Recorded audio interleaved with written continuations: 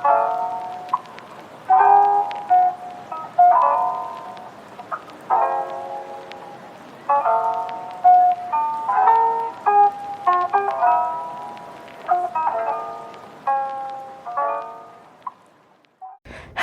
everybody. So today we're finally going to be reading His Infatuation, Slasher's Ex-Listener, book 3 around here. We're currently in chapter 7, but we're going to go back to chapter 6 for the purpose of the recap. So if you guys don't remember, after the whole thing with Stu and what's his face? Hold on, I'm going to find it here real quick. It's Stu and Billy. Thank you. After the whole thing with Stu and Billy, I'm pretty sure we took them back somewhere. And now Stu and Wyan is talking about why the hell they did this, why they did that, and their whole motive behind why they did what they did. Okay. And then Mika comes into the picture, is like, they did this themselves.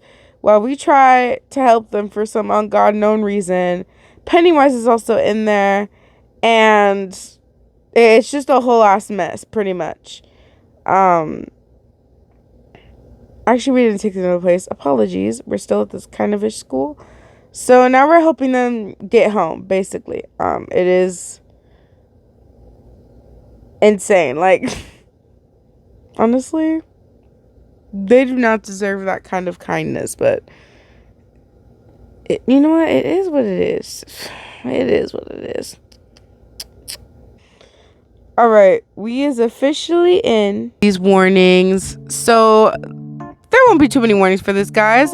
There will just be mentions of stalking, psychotic episodes, blood and violence, a lot of threats going on, manipulation, and if there's any other warnings I forgot to warn you guys about, that the book should already say by itself, that is slashers, which should be mostly I say, they will be on the screen right now.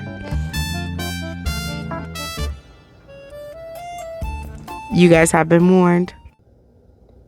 Chapter 7. Serious help. So, where are you both staying? You hesitantly wondered, helping Billy and Stu both sneak through the university's second and first hallways. I take it that the two of you are sharing an apartment with other students from your course? Nah, we don't, Stu admitted with embarrassment, flashing Billy an awkward look before locking eyes with you. We actually, snuck in, blended in with the crowd, crafted our transfer papers, stuff like that. We actually live in Woodsboro, Billy told you truthfully, the replies throwing you off and making your eyes widen in shock. You know, on the other outskirts of town. You do? You stammered in surprise, taken aback by their answer, not understanding how they could manage to sneak in so easily. But then, how did you guys transfer into the university without applying properly? Well, it wasn't easy. Stu playfully laughed, following you through the front grounds and walking into the main street, pointing to where the real accommodation was located. Considering of all the hoops we've both had to leap through, you're telling me.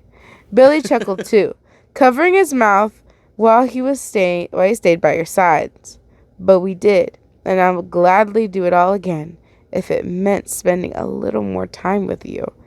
So if you don't live with the other students in the students' dormitories, where do you live then? You timidly inquired, stopping on the side of the street before shifting from foot to foot. Don't worry, it's not too far, just a couple of streets down from here. Holding your hand in his, Stu gave your fingers a soft squeeze and then smiled, Billy doing the exact same thing with your opposite hand as he smiled also. It's literally just ahead. Billy reassured you comfortingly, raising his forefinger so he could point. Honest, and now that you're dating us, surely you know that I never lie to you, Wyan. Well, it's not after all the phone calls and pranking. Wait, what? You exclaimed in a stunned tone, your eyes widening with shock as you waited for Stu to step in or Billy to say, psych, or something of that nature. But, what? It's not that much to ask for now, is it? Billy asked affectionately, holding your hand and his together whilst they stayed interlocked. What the hell are you talking about? Asking me out is a major thing to do. You cried out aloud in distress, panic flooding your veins after you pulled your hands wildly away from both of them. Careful, Billy. Remember what we talked about last night. Stu reminded his friend soothingly, clasping his friend by the shoulders and attempting to stop him from scaring you. You don't want to start being unreasonable here. I'm being unreasonable? Billy shot at Stu stressfully, startling both you and his friend. Mikael, however, seemed moderately unaffected by this psychopathic snap. Billy, is something wrong? You're scaring me a little. Trailing off, you took a step or two backwards and let Mikael wrap his arm protectively around you, realizing that Billy had only now started to twitch again, just like his previous behavior. This is really all I wanted. Billy replied with an excited grin, his eyes constricting while he snatched both of your hands into his. Man, there's no need to date Mikael and the others. Don't even listen to them. Just come to our house instead the whole day. Just with the three of us. Does not sound wonderful. I just prefer to go home and catch up with the other slashers, you know.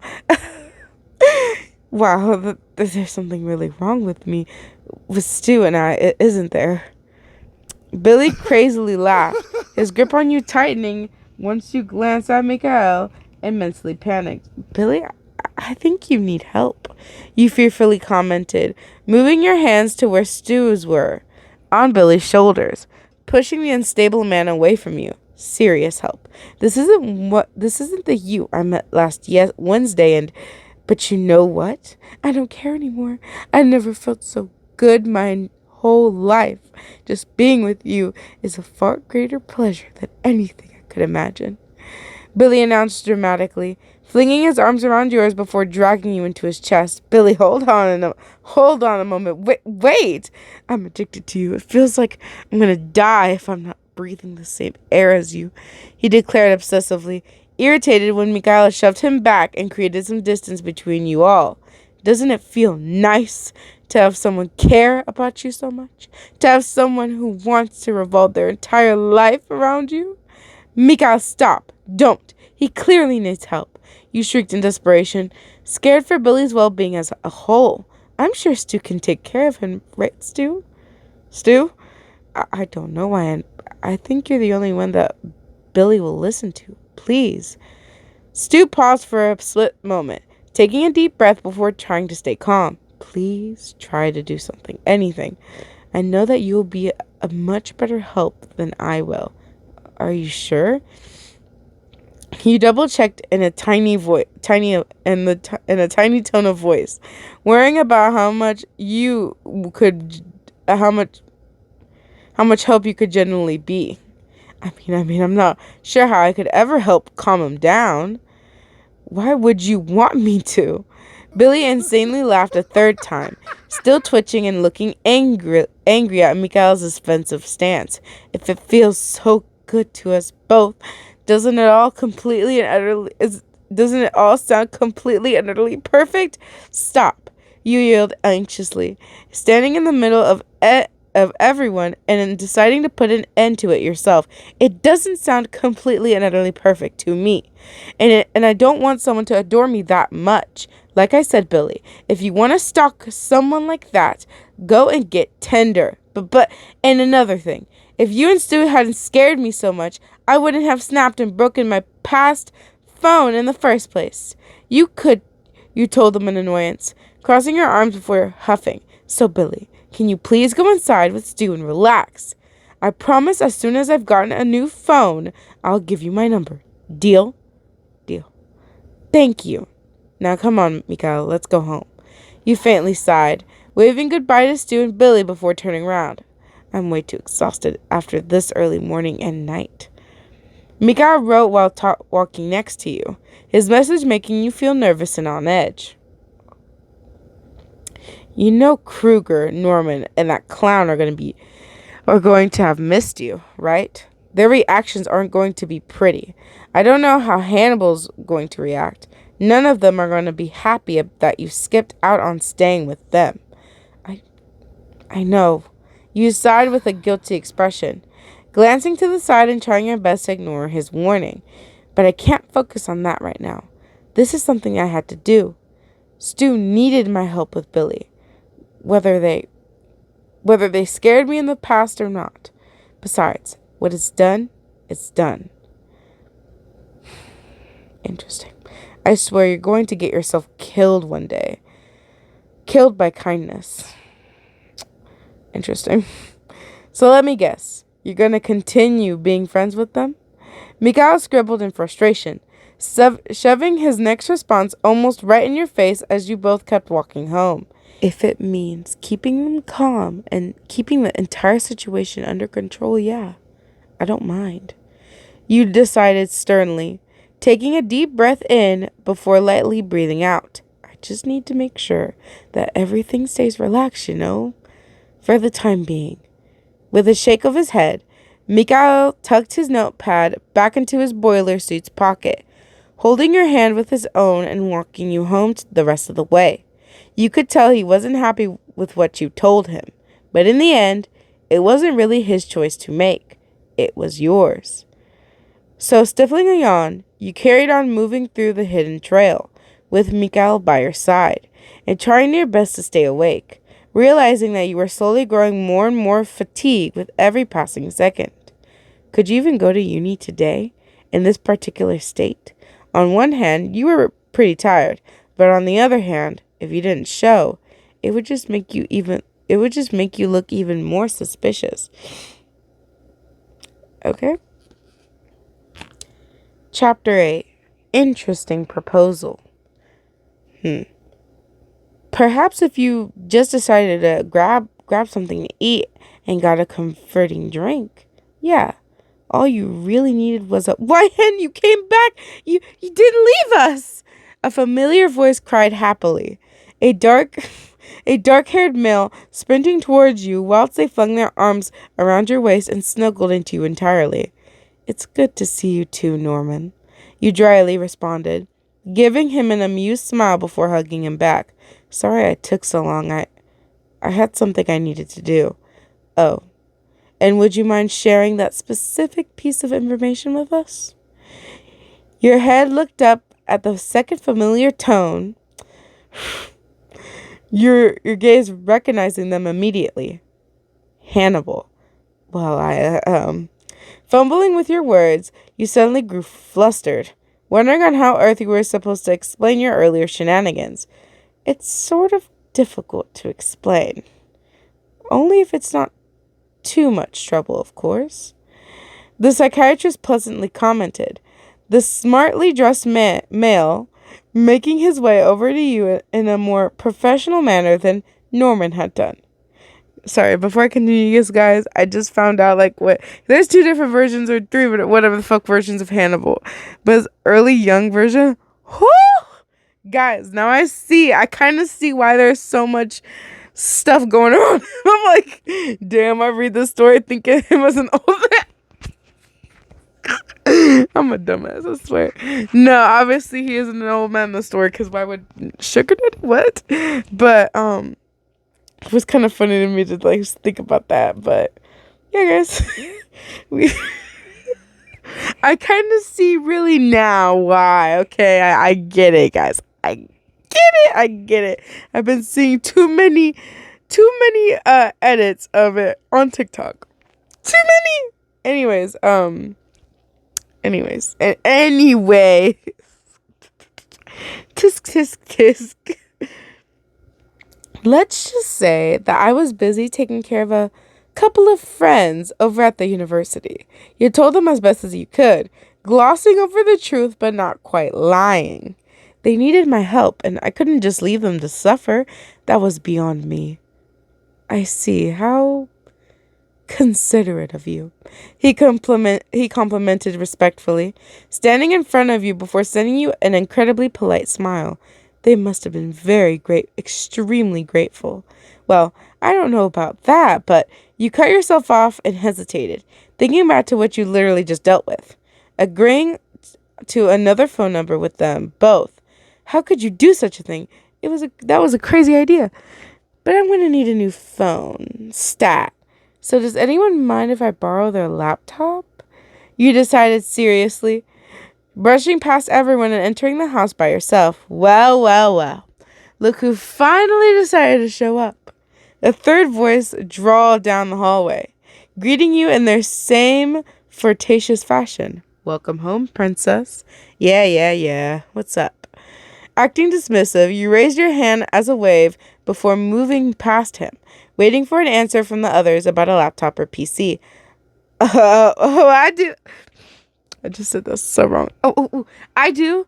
Norman called from behind, rushing upstairs with you while gripping your hand. You can borrow my laptop whenever you want, YN. Thank you, Norman. Genuine sincerity flooded through your voice once you thanked him. True gratitude shining from your eyes after you sent him another affectionate smile.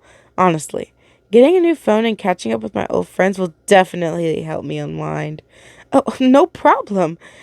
Norman shyly stuttered, keeping his head low whilst he went to retrieve his laptop from his room.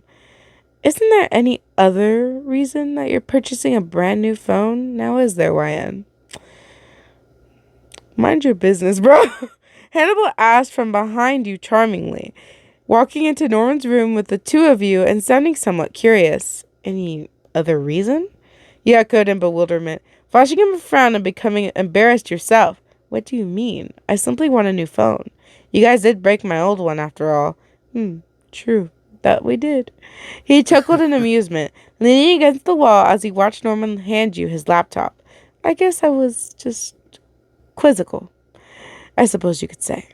It wouldn't be because of the other two guys, now would it? You froze, fright flickering across your eyes while you almost dropped Norman's laptop. How did Hannibal know about it? It doesn't matter. You don't know the full story at all, so. You muttered under your breath awkwardly, hugging Norman's laptop against your chest before your cheeks glowed a bright pink. Don't worry, Miyamata. I hope I said that right. Hannibal spoke with a charming tone of voice, shooting you a sweet smile while behaving gentlemanlike as usual. I probably know a lot more than you think about how you literally just helped the unwanted admirers, how you snuck them both back into their present place of residence, and how this new phone is probably most likely to pacify them. Am I wrong? Well, no, you're not wrong. You uneasily replied, narrowing your eyes at him and backing out of Norman's bedroom altogether. But I have other reasons for wanting a new phone too, you know. So just, I understand. You wish to reconnect with your current group of friends and dear mother, correct? The psychiatrist summarized politely, following you into the hallway before going into your bedroom and sitting on your bed next to you. That's the real reason, isn't it? Yes, he explained passionately, relaxing and breathing out from his rather inquisitive inquiries. I just miss my mom and my friends, so yeah, messaging my friends from time to time would be nice, not to mention calling my mom. Well, how about this? Hannibal suggested lightly, pausing for a moment to take your hand in his. You can decide on whatever phone you want, and seeing as we broke your last one, the least thing we can do is pay for your new one. Then, when your new one arrives, Mars will give you the piece of paper that contains your previous phone's contacts. Will that make you happy, YN? You do all that for me? You stammered in surprise, your eyes wide due to being taken aback by Hannibal's generous offer. Seriously? Of course we would, he lovingly responded, giving your hands a gentle squeeze while he made his kind proposal. I'll also offer something else as well. Something else? You needn't go that far, you mumbled with embarrassment, knowing that you'd never seemed to do very good with accepting gifts. while explaining your past situation. Pennywise couldn't help but show how both of your unwanted admirers had acted towards you. Forgive me, but I couldn't help noticing how one of them had treated you in particular. Hannibal brought up tactfully, causing you to stiffen up for a moment and thinking back to last night, which is basically just Billy being Billy, guys. Don't worry about that. You answered quietly, shifting your gaze to your bedroom floor and growing increasingly more stressed out. Billy just lost his temper, that's all. I'm sure he didn't mean what he said to me, and I'm sure he wouldn't actually hurt my mom. Now, guys, if you have anybody that treats you this way, don't be an idiot like YN and feel like, oh, they wouldn't do that. Oh, they wouldn't. Guys, believe me, if they say it, they probably gonna do it eventually. They say it once, they probably gonna do it eventually. It's like a kid saying, oh no, I won't eat this candy. They're gonna eat the candy, okay? Especially if they like it. It's gonna happen eventually, whether it's short away or distance away. It's gonna happen. So it's better to probably rather avoid it altogether. I swear, our wine goes a little stupider once in a while. Has her dumb moments, but it is what it is. But don't ever be with somebody that is like Billy, please. Or half of these killers, please. That is my little thing. Thank you guys for listening. Anyways. Let me see. Be as it may, threatening someone like that can cause major amounts of trauma to that specific person, whether they think that they can handle it or not. Hannibal stated smoothly, squeezing your hands a second time before continuing. That's what got me thinking. It did? You wondered with curious eyes, confusion clouding your expression while Tu tried to make sense of what he was saying. How so? That it would probably do you good to visit your mother from time to time. The psychiatrist thought aloud in his usual gentle voice, instead of merely just messaging her. What brought this up all of a sudden? You questioned suspiciously, feeling puzzled and slightly surprised. Just a few weeks ago, you and the others were adamant about me keeping my distance from her. And then this is the whole dialogue. Well, in the end, none of us thought it was very fair. That we never seemed to let you go and actually visit your mother. Hannibal delicately reminded, his words jogging your memory about your last promise to keep your mother safe. Well, if I can visit my mother from time to time and interact with her more often, then I'll definitely accept. You agreed with a sweet smile of your own, placing the laptop down onto the bed before wrapping your arms around his body appreciatively. I think visiting my mom would be wonderful. It would, it really would. Chapter 9. Social distancing. Excellent. Shooting an adoring smile in return, Hannibal curled his arms around your waist and warmly hugged you back, enjoying every single moment of your current embrace. I'm glad you think so. After all, I would really hate to see you unhappy. I feel kind of like I'm responsible for that, seeing as if I have to do everything I can to just keep the others under control. Oh no, it's all right, you swiftly reassured him, trying to comfort the psychiatrist and calm him down somehow. Really, after this new phone and visits to my mom, I'll be just fine. I honestly don't need any more gifts or luxuries, and I really don't care about you, He told you in an endearing tone, his reply totally throwing you off. I don't like seeing the other slashers giving you a hard time. With how mean with how mean Kruger is and everything. Come on, Freddy's not that bad.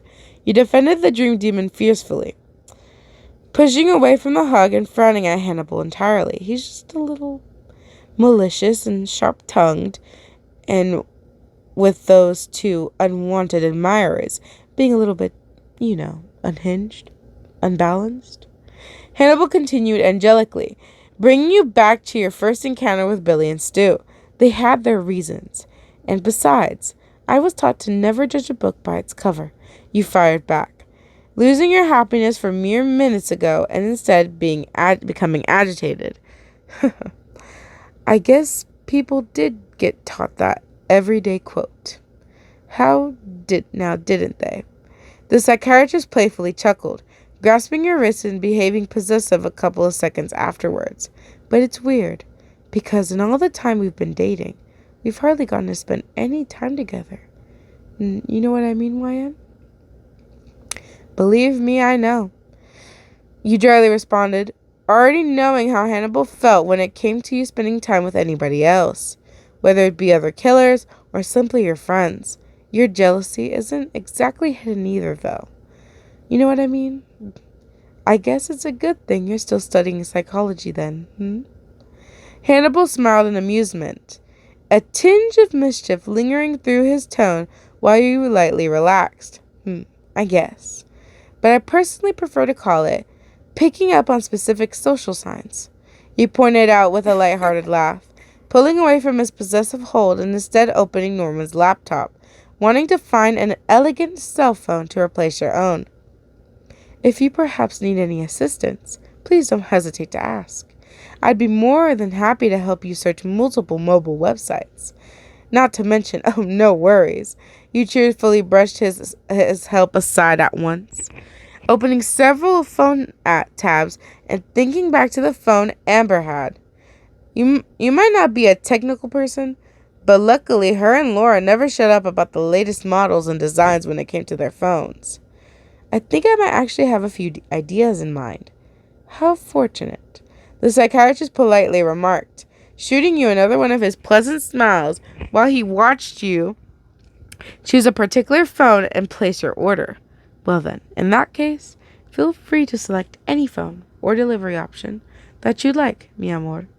Oh, no, I couldn't possibly, you protested anxiously, growing hesitant and losing your cheerful personality. My phone wasn't that expensive, so my replacement shouldn't be all that expensive either, and, my dear, you're way overthinking things, Hannibal gently replied, placing a hand on your shoulder before giving it a soft squeeze. Remember what I told you when you first moved in with us? And basically what is ours is yours, la la la la. There's a difference between using some lavender-scented bubble bath and an entire phone. You bursted out in alarm, your eyes widening and with surprise while you started to freak out. But you have to keep in mind, Belis mia.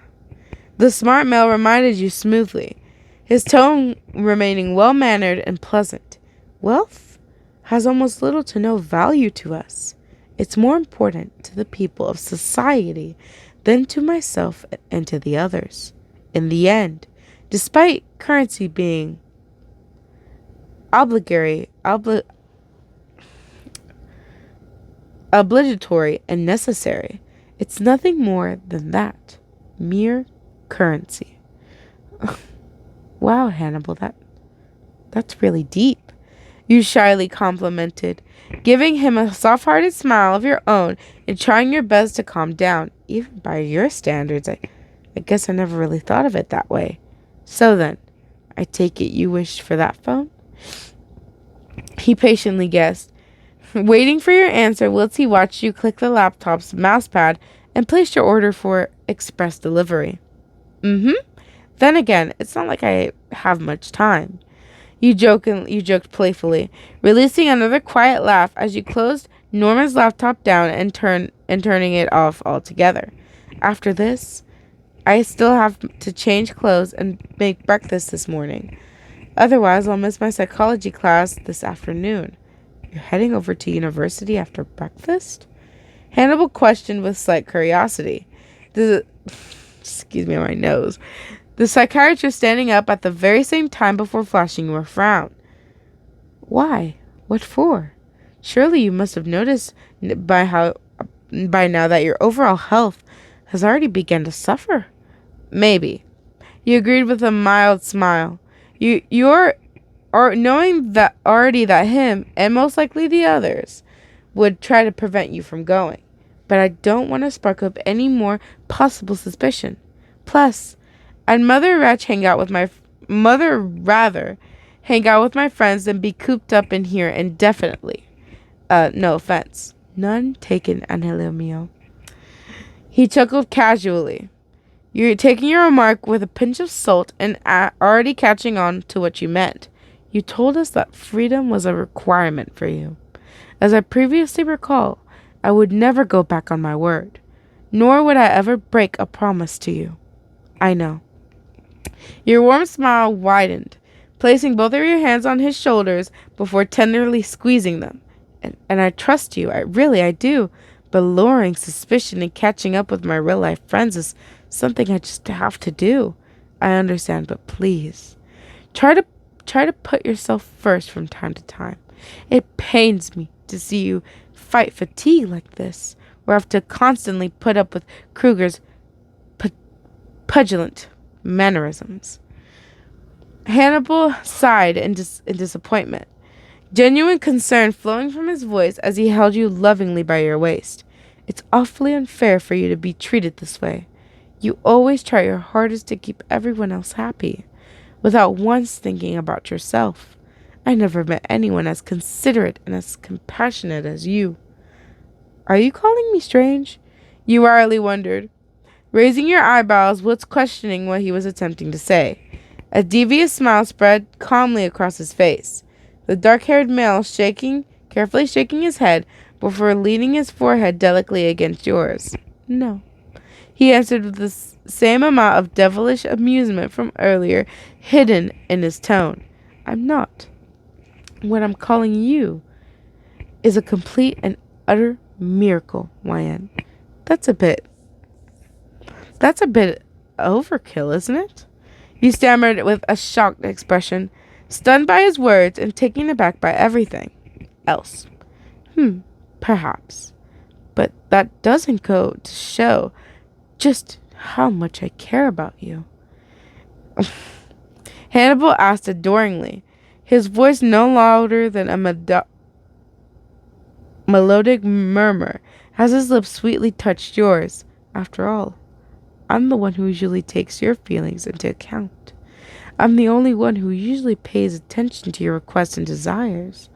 And I'm the one who usually, well, yes.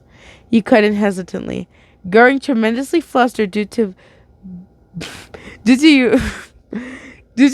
both how close Hannibal was and how seductive he was suddenly behaving. Yes, it does, and believe me, I am grateful for your care and affection. Truly, I am. So then what's the problem? He innocently inquired, acting oddly angelic and heavenly for someone like him. What I'm asking for can't be too much to ask for. How now can it? To look out for yourself once in a while, and to take it easier on your health? I suppose not, you unsurely replied, moving your hands away from his shoulders and up against her chest.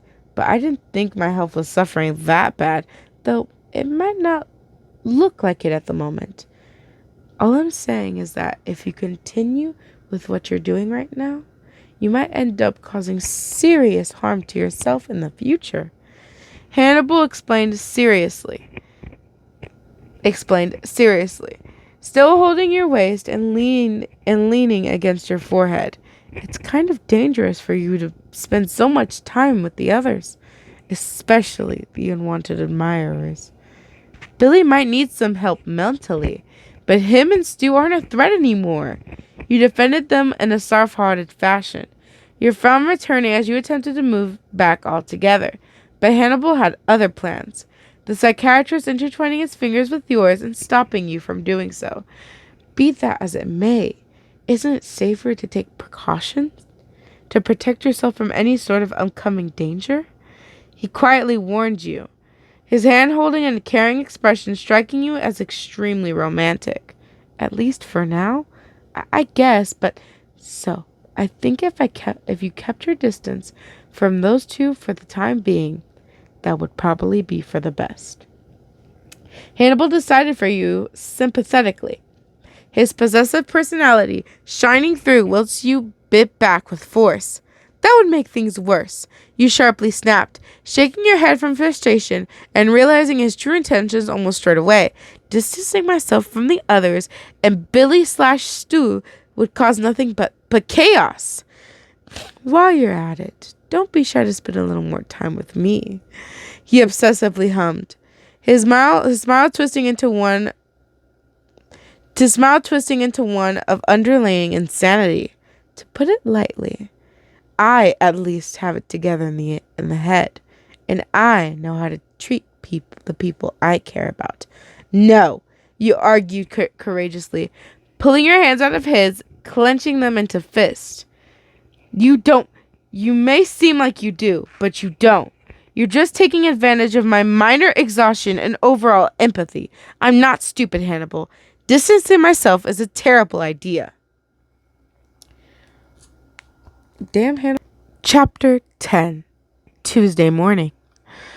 Mia cara, I would never take advantage of you, nor would I ever stoop to such low levels of cruelty.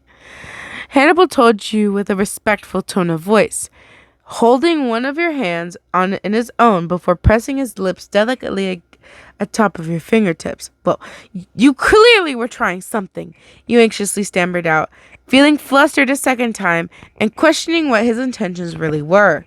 Sorry guys, I dropped my microphone. Feeling flustered a second time and questioning what his intentions were really. Maybe he was just trying to look out for you. Perhaps he was trying to be considerate and keep things under control, but and then this is basically evidence of where it would be a little bit where he was just trying to take advantage of us. We just read it. I just don't want to reread it. No, there was no way. You had to keep your guard up. He was trying to win your affection and paint himself higher than the others. Just like usual. God damn it. Trying something on me or not, I'm going to change clothes and then make some breakfast before my psychology class this afternoon, you decided sternly, ignoring your embarrassed blush and accelerated heartbeat. Those are my plans, and I'm not budging on them. My, oh my. It seems I don't have much of a choice now, do I? Hannibal responded with a soft smile, finding your fierce effort to be somewhat amusing and comical. You have multiple choices.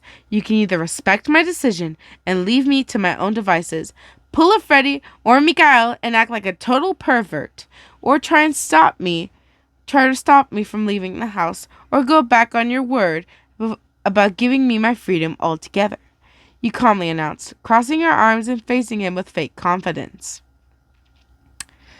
Hannibal casually stood there for a couple of minutes, the psychiatrist looking as though he was carefully deliberating over your words and silently contemplating what to do altogether. Then his charming smile returned, plainly trying to win back your favor somehow. Very well, mio Fladino. If heading towards the university after breakfast is what you wish, then I certainly won't stop you from leaving. Thank you. Now, if you'll excuse me, I'd like to get changed and prepare for my classes this afternoon, you decided firmly, trying your hardest to behave self-reassured and fully assertive. Understood. See you downstairs for breakfast then, mia amata. He replied sweetly, raising his hand as a wave before walking towards the bedroom door. Once you'd said, see you downstairs back to him, you turned opposite your bed and opened your wardrobe, picking out some fresh clothes due to not wanting to wear blood-stained clothes for the rest of the day. You, personally, weren't squeamish, but you definitely could tell how suspicious the others would become. Amber and Laura would undoubtedly freak out, Candace would grow unbelievably concerned, and Rose would, you didn't know enough about Rose exactly yet to know how she would react to Billy and Stu's blood on your unclean attire. However, thinking back to that awful event made you swiftly shake your head, focusing solely on switching your clothes and brushing your hair. After you'd completed that, you used some deodorant and made sure you looked genuinely presentable. Heading downstairs around 10 minutes later. Wyatt, I thought you'd never show, Norman explained excitedly, tears glistening at the edges of his eyes before engulfing you in a hug and flinging his arms around you. Once I'd ordered a new phone, I was just changing clothes, so I was so worried about you. I didn't know whether or not, and get you. The skittish male shyly bursted out, his hold on you tightening as he looked into your eyes with nothing but total desperation and devotion. Easy now. Just like I just said. I was merely using your laptop to order a new phone and sitting on my bed at the same time. That's all. You reassured Norman soothingly, curling your arms around his and returning the embrace. So you really have nothing to worry about.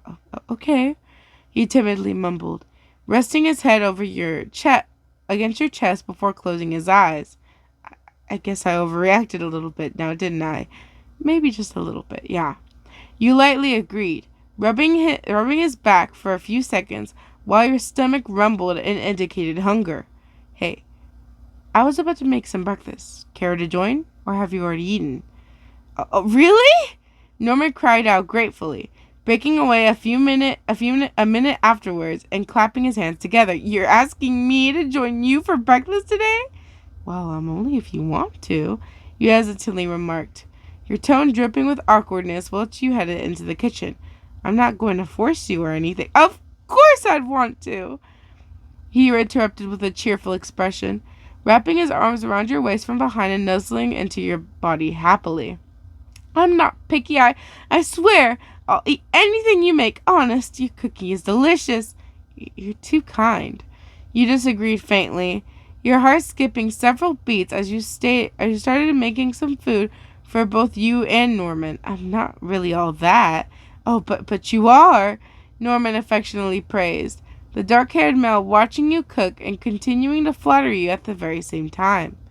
You lapsed into silence, your difficulty in accepting compliments shining through your actions and beginning to show altogether. It's not though you didn't like to be sweet-talked. It was that you didn't feel as though you needed it, or at least needed it constantly.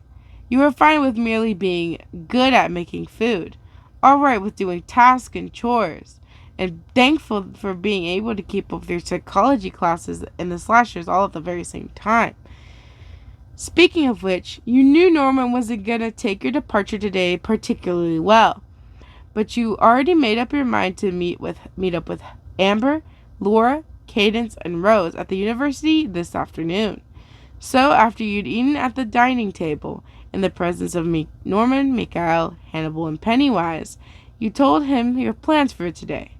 Norman wailing at your well-being as per usual. But you were used to this, so you pointed out that you'd be back by this evening, promising that Norman could sleep with you tonight and spend some time together that way. Although he didn't want you to leave, you could tell he was secretly ecstatic with your compromise, reluctantly letting you head over to the university and spend time with your other friends. Hannibal kept his word from upstairs and gave you a gentle goodbye, but Pennywise and Mikhail, they stuck to you like glue, at least until you approached the building's main entrance. Then Mikhail disappeared to his regular stalking spot, and Pennywise vanished into thin air, presumably to watch you while being invisible to the human eye. You didn't even think that was possible. However, you never questioned it, instead heading inside and just sitting down at your desk. Chapter 11. Private Discussion. The notes that Rose had let you borrow / scribble down really did help you catch up, her bullet points and tips being almost more helpful than your professor's slides. The university's overall textbooks and allowing you to understand the stressful subject altogether. It's not that you didn't want to learn about psychology or enjoy studying said course, but keeping up with your classes, calming down conflicts between the killers, and frustrating amounts of fatigue was beginning to grow increasingly exhausting. At least the other slashers still made you feel special, and you could tell all 6 of them still cared. Excuse me. Billy and Stu, however, you didn't know that much about them yet. Well, except that you were childhood best friends back in the day. It's true. We all used to play together. Just the 3 of us. Me, you, and him. The way Stu had phrased that, he sounded much more with it than Billy had. Much more calm and collected. But it was just so confusing. Then again, Billy hadn't dated another girl before you. He got betrayed by his ex-girlfriend, Sydney.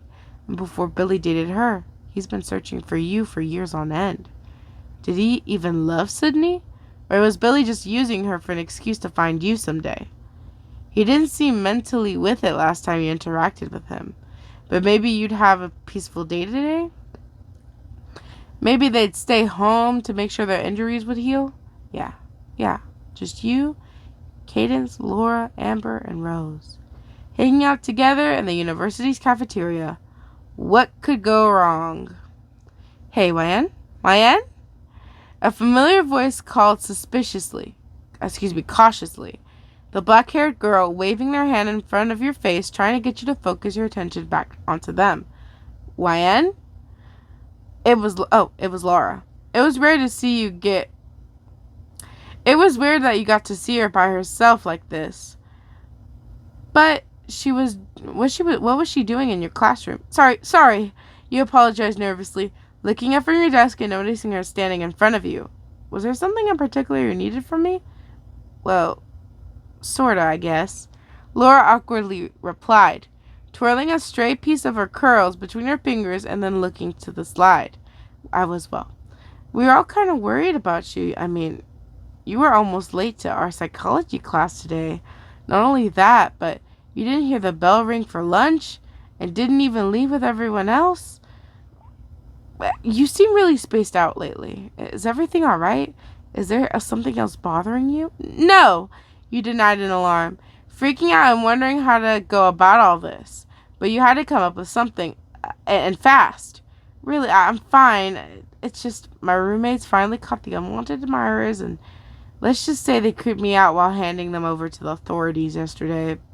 I didn't get much sleep due to that either. So yeah, I'm sorry for worrying you guys, but really, that's really all it is. Wait, for real? You finally caught the creepers? Laura exclaimed with an amazed tone, taken aback by your words as she placed the palm of her hands down on your desk. That's great! Did you recognize any of them? Do you know who they actually are? You froze up in fear, shoving your things into your bag before standing up and trying to come up with another excuse. Well, to tell you the truth, no. You lied feebly, feeling bad about hiding the truth and debating whether or not keeping your friends in the dark was the right thing to do. All I know is that they lived close by where I was staying and they wanted to get with me. But they went too far, though, and thought messing with me was the best way to get my attention. Holy shit, that's messed up, Laura remarked disgustingly, being blunt with her opinion like always. You seriously need to learn how to gain a girl's attention, because that's definitely not how you earn it. Yeah, you spoke absent-mindedly, relieved that she didn't see through your lie. Yeah, it's not. But all of a sudden, you thought back to Billy and Stu's words, feeling more and more stressed out over your current life decisions. And then basically, it's Stu trying to relax Billy being like, I'm being unreasonable. Yeah. Wyan, were you even listening to me? Laura asked with slight worry, interrupting your train of thoughts for a second time and therefore causing you to grow embarrassed. I'm sorry. I guess I'm a little tired from all of this.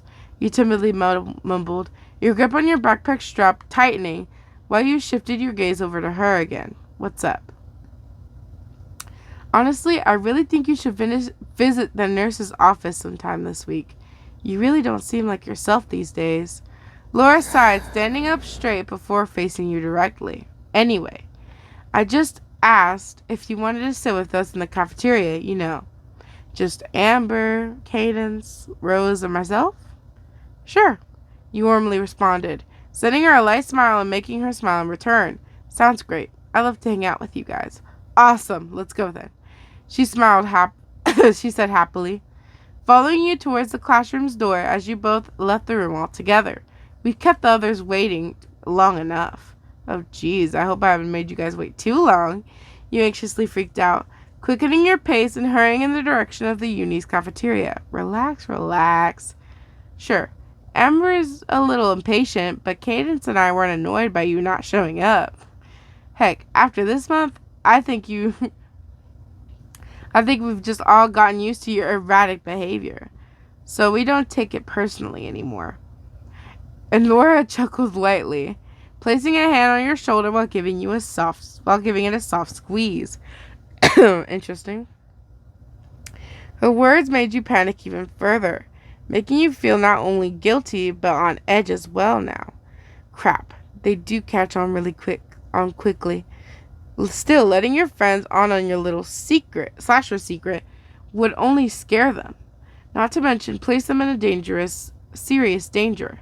So with a faint sigh, you entered the cafeteria and caught sight of your friends, grabbing a food tray and ordering some food from the lunch line before joining them at their table. They all seemed to be getting on well with Rose, Amber and her chatty merrily together. Cadence brightened up when you greeted them all, almost as if she had missed you, and Laura got along with everyone. Happiness washed over your veins as you noticed how everything was well. Everything was just fine, but you spoke too soon. Why? Oh, no reason. Only because, hey, YN, an upbeat voice greeted you brightly, making you jump and almost drop the drink you were taking a sip out of. Billy? Stu? You stammered in shock, your eyes widening to the size of saucers as you stared at the two of them down fearfully. Mind if we sit with you guys? No. Stu joined in with a happy-go-lucky expression, holding his tray just like Billy's, while both of them stood next to you and your friend's table. All the other tables are full, and it's just so crowded around here, It's kind of a bummer. Well, I, for one, don't mind. Rose chipped in with a friendly fashion, looking around the other guys, trying her best to be relatively civil. What about you guys? Everyone else okay with it? Oh, yeah, sure. Wait a second. I actually had something I've been meaning to talk to you guys about. In private, you wildly bursted out, interrupting Amber and standing up without thinking. Something you've been meaning to talk to us about? Stu echoed in surprise, acting confused while he shared a quick glance with Billy. In private? Billy curiously repeated, entertained by your remark and finding it to be fairly amusing. What's up? Something on your mind? Did something happen? I need to discuss something with you guys, right now, in the library, you announced sternly, watching them both place their trays on the table before facing you again. Is something the matter? Is everything all right? Questioned Cadence in a troubled tone, her concerned attitude calming you down slightly and caused you to feel comforted somehow. Everything's fine, you reassured the kind-hearted blonde carefully, not wanting her or any of your friends to suspect anything. There's just something I have to know, that's all. Talk to everyone after our last session. Alrighty then. Laura nodded doubtfully, flashing you a frown as you started walking towards the hallway again. Catch you later, YN. Laters. Amber sighed, Cadence and Rose sending you gentle waves while you felt bad for leaving them all in the dark yet again. But what else could you do?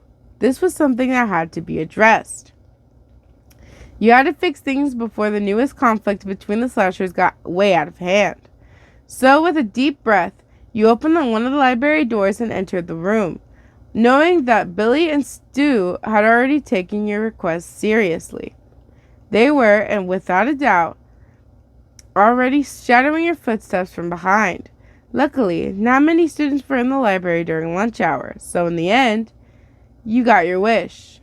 it would be pretty private, thankfully. Then again, you didn't know how to start this. You, Billy, and Stu, sitting alone around one of the library's stables?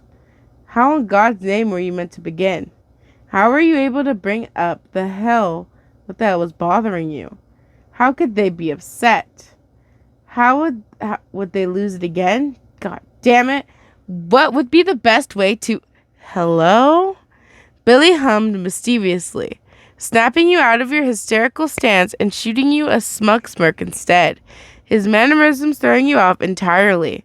Irv to YN, you still there? I'm still here. Sorry, I just...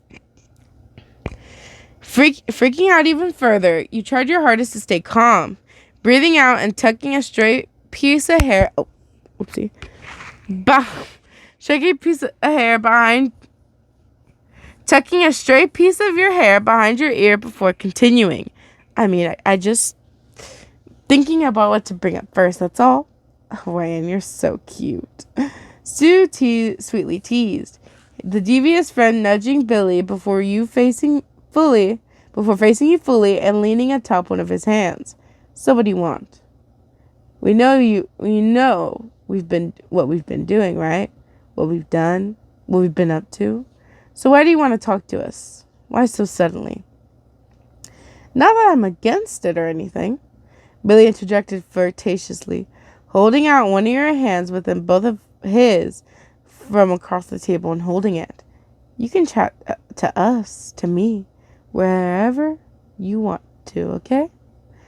Oh, right. About that. Stuttering, you wondered how to respond. Now feeling embarrassed due to not only having his love towards you, but the intimate hand holding too. Crap. Chapter 12. Library conversations. About what? Stu innocently repeated, tilting his head to the side a little bit while still leaning his chin against his hands. About us dating? Precisely! You shrieked in a shocked voice, placing your finger next to your lips before shushing him. Shh. What's the problem?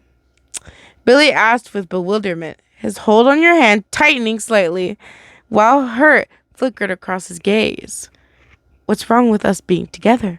You're not embarrassed by us by any chance, are you? Whoa, now wait just a minute, you shouted anxiously, worry flooding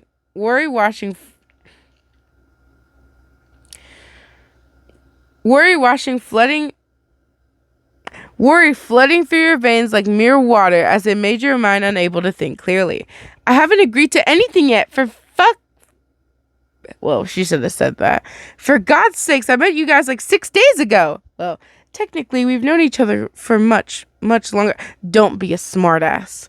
You scolded Stu sternly, pulling your hand straight out of Billy's grasp as you grew even more nervous. Besides, I still have a couple questions I'd like to ask you guys. And, oh, like what? Something on your mind, cutie? Billy lovingly cooed, shooting you another sweet smile before smirking at Stu again. Go right ahead, sweetheart.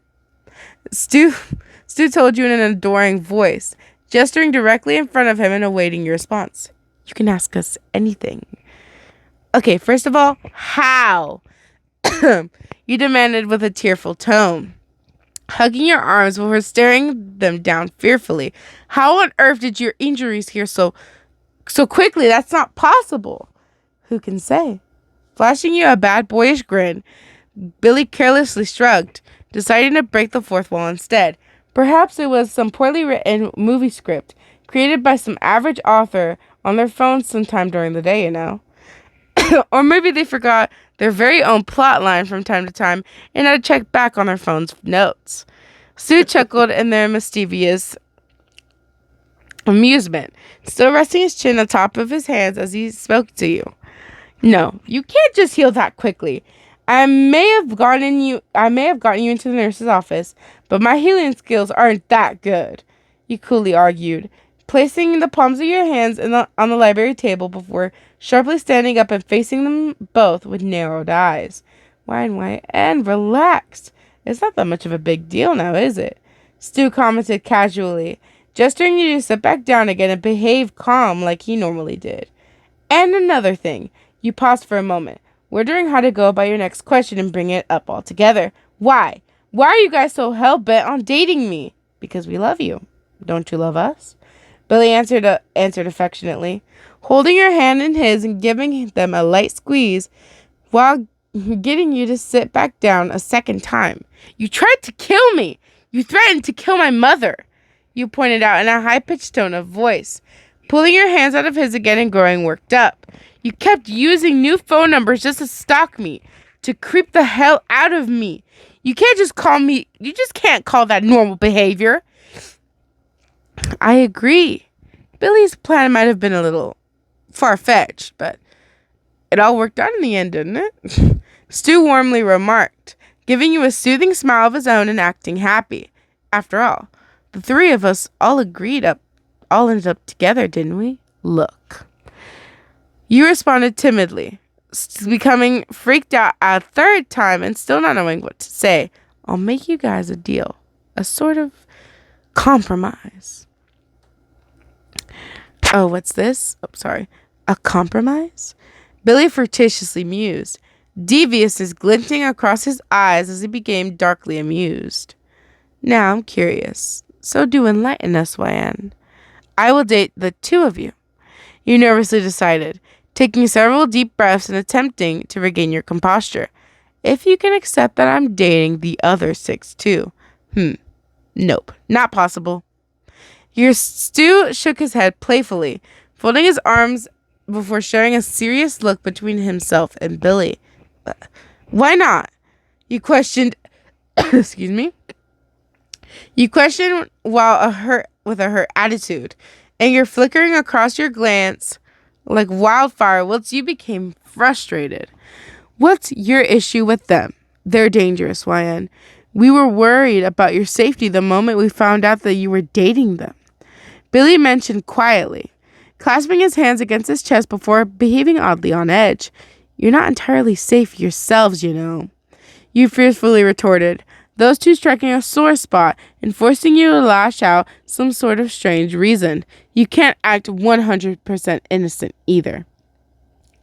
We're still safer than a sadistic dream demon, a soulless stalker, a child-minded serial killer, a broken male who believes that their dead mother is still alive, a psychotic cannibal, and an inhuman being who's been around billions upon billions of years and is much, much older than you. Billy summed up stressfully, releasing a sigh of aggravation and trying to reason with you somehow. Come on, it's not that much to ask for, is it? Yes, it is. You begged desperately, throwing them both a pleading glance and wanting both of them to give in at the very same time. They haven't hurt me thus far, and besides, my partners won't exactly forgive you if they find out that you forced me to break up with the 6 of them, especially since they already know that you two are the unwanted admirers. She's got a point there, Billy. That could present problems. Stu muled over your words in a thoughtful fashion, holding his chin between his thumbs and forefinger before taking in what we said fully into account. But if we agree to this, then... Billy stopped for a moment, gritting his teeth and clenching his fists dramatically. Then you have to put up with those jackasses for the rest of our lives. Are you really willing to put up with those 6 sickos? They're not all that bad, I swear. You defended your partners tiredly, taking a stray strand of your hair behind your ear and wondering how to solve this conflict. Penny's really nice once you get to know him, sure. He can be a little playful, but everyone can be. I don't know, Billy. Stu sighed with uncertainty, sounding unusually unsure by your remarks and sending his partner in crime another anxious expression. I don't have a motive to back me up anymore. It's gonna have to be pure pressure. I'm far too sensitive.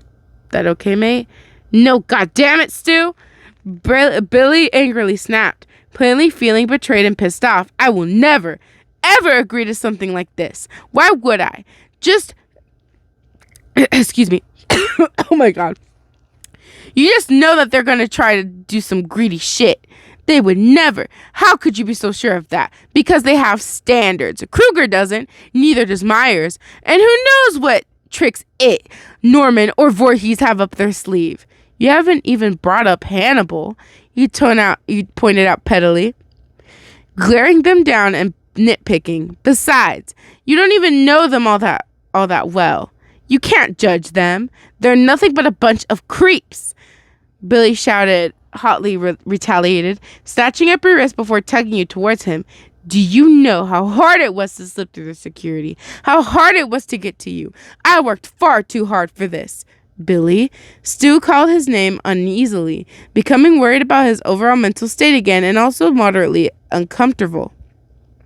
I really don't think this is something that we should go up against. Besides, I don't know about you, but I'd rather not go through this again. Stu, are you serious?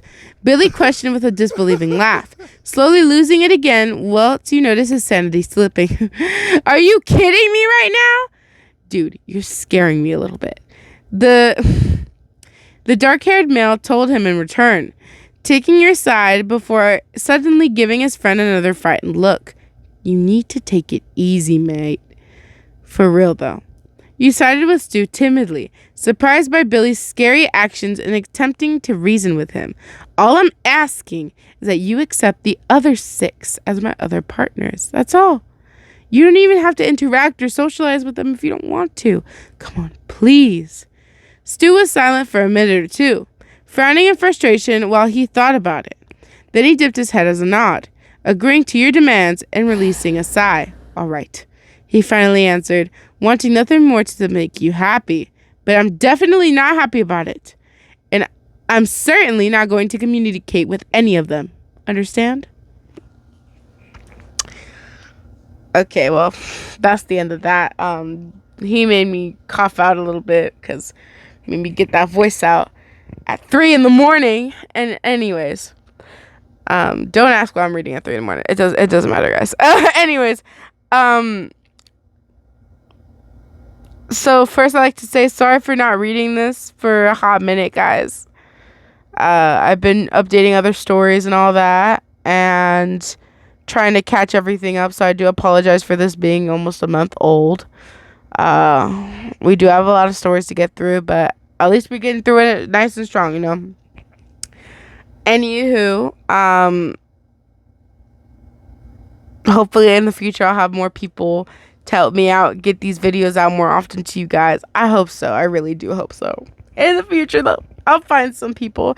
But if you're interested, please comment down below or DM me, please. And social media is in the description. Anywho, guys, do you think do you guys think it's really a good idea to have Stu and Billy add on to the ship of relationships? Let me know in the comments down below. My opinion, obviously, Stu can stay. Billy cannot. You gotta have both boys, not one of them. So it is what it is. That's all I really gotta say about that. It's kind of, you know, you guys already know because we just read it. You know what I'm saying? Anywho, guys, I hope you guys did. Oh, whoopsie, my microphone again.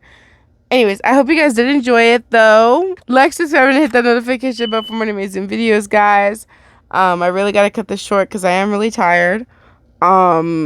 Take my advice. Don't be reading at 3 a.m. Great idea, guys, but it's been snowing like crazy outside. I'll show some pictures on the screen right now. It's been a little cray-cray out here. But it is what it is, so it's fine. But it's cold as fuck out there. Anyways, sadly, your girls gotta go, guys. Stay safe out there, especially with this whole winter thing going on. Stay safe, stay warm. Do what you can to stay safe. And make sure if it's snowing out there and you have a car, make sure you take care of your windshield wipers, like just pop them out like away from their usual position so they don't freeze there, and make sure you turn on your car at least once a day to prevent the battery from dying or you having no car. And make sure you wipe most of the snow off of the front, like your windows and your car. Makes your life extremely much more easier.